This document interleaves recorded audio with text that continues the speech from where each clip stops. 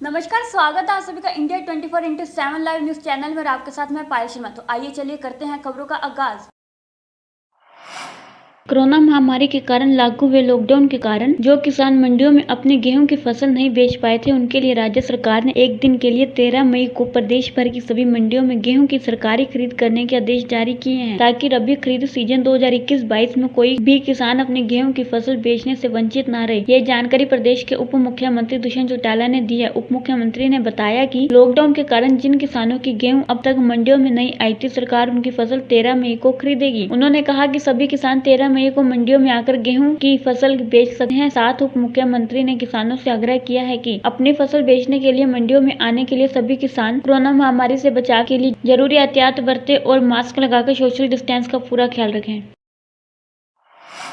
प्रतिमा जलाओ आंदोलन को भारी समर्थन पूरे देश भर से अलग अलग संगठन के द्वारा और भारतीय बेरोजगार मोर्चे के माध्यम से पूरे देश भर में राष्ट्रीय व्यापारी ईवीएम मूल निवासी बहुजन समाज के युवाओं द्वारा बड़ी उत्साह एवं जोश के साथ इस आंदोलन को कर रहे हैं। जींद के नागरिक हॉस्पिटल में 3 दिन की बच्ची मिली। सूचना मिलते ही पुलिस प्रशासन मौके पर पहुंची। पुलिस ने बताया कि देर रात को सूचना मिली कि बाथरूम में बच्ची मिली है। नवजात 3 दिन पहले बच्ची ने जन्म लिया था। मासूम बच्ची को जींद के महिला शौचालय में कोई छोड़ गया। रात को सूचना मिलते ही जींद की पुलिस हॉस्पिटल में शर्मिला नाम की डॉक्टर ने बच्ची को देखा। शर्मिला ने पुलिस को सूचना दी। शर्मिला के आधार पर पुलिस ने जाँच शुरू कर दी और पुलिस कार्रवाई कर रही है। मौके पर पुलिस ने चाइल्ड वेलफेयर कमेटी को भी सूचना दे दी। मौके पर कमेटी के बंदे पहुंचे। पुलिस प्रशासन ने आगे की कार्रवाई शुरू कर दी। 315 आईपीसी के तहत केस दर्ज किया है और पुलिस प्रशासन ने कहा कि नर्स ने बहुत बढ़िया काम किया और अब बच्चे की देखभाल चाइल्ड वेलफेयर कमेटी करेगी और पुलिस प्रशासन आगे की कार्रवाई में जुट गई। देर रात को सूचना मिली कि भी एक लावारिस बच्ची है, नवजात है, एस्टिमेटली 3-4 दिन की है और वो इसमें टॉयलेट में महिला शौचालय है पुरानी बिल्डिंग में, यहाँ मिली है। तो रात को ही हम यहाँ हॉस्पिटल में पहुँचे तो बच्ची इसमें नर्सिंग होम में है, यहाँ नर्सिंग केयर सेंटर है जो हॉस्पिटल का, उसमें एडमिट थी।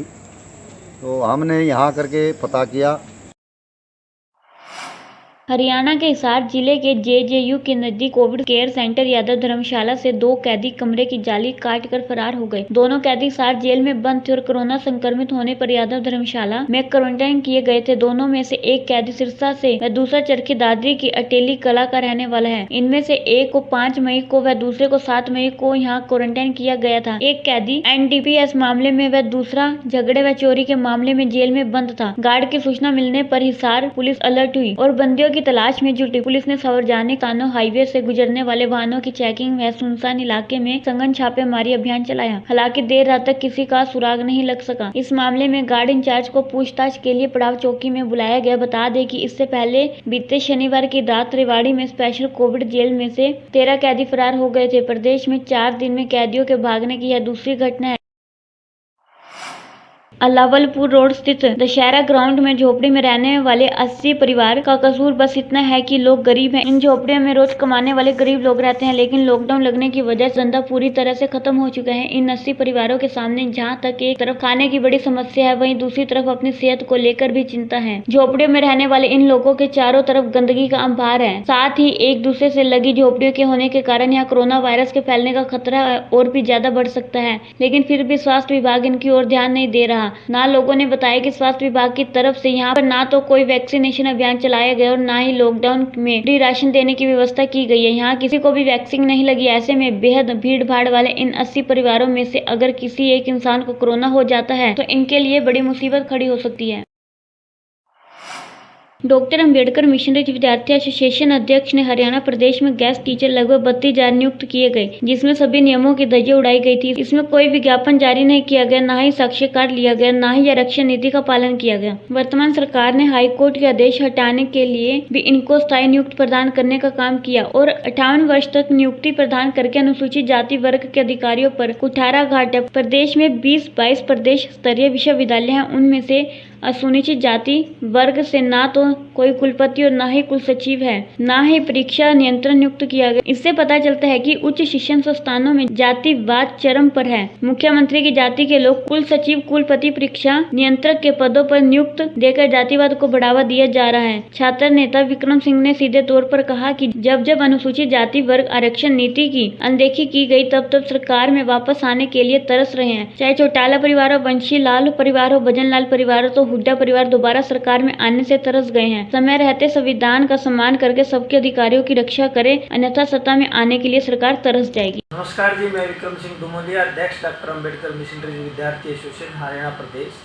मैं आज मीडिया के माध्यम से आपके माध्यम से एक बड़ा ही संगीन मामला आपके संज्ञान में डालना चाहता हूं कि हरियाणा प्रदेश के अंदर 32,000 गेस्ट टीचर लगाए गए, जो सभी नियमों को, कानून को धत्ता बताकर, संवैधानिक नियमों की धज्जियाँ उड़ाकर उनको लगाया गया। ना तो कोई उनका इंटरव्यू हुआ, ना कोई उनकी कोई सिलेक्शन कमेटी थी, ना कोई उनकी एडवर्टाइजमेंट थी और ना ही कोई उनका एजुकेशन क्राइटेरिया तय किया गया। 32,000 एक मुश्त लगा दिए गए, जिनमें अनुसूचित जाति बैकवर्ड क्लास की जो रिजर्वेशन पॉलिसी थी, जो सीधे तौर पर उसका उल्लंघन हुआ। और आज बीजेपी सरकार ने उससे भी आगे बढ़कर हाईकोर्ट के स्टे के आदेश के बाद भी उनको स्थायी कर दिया गया है। वो 58 साल तक नौकरी का रहना पड़ेगा। मेरा सरकार से सीधा सवाल है कि वह अनुसूचित जाति और बैकवर्ड क्लास के जो परिवार हैं या जो देश में जो संवैधानिक नियमों के तहत आरक्षण नीति बनाई गई है, उसका क्या कसूर है। आज के लिए इतना ही। इसी के साथ जुड़े रहे इंडिया 24/7 लाइव न्यूज चैनल के साथ। नमस्कार।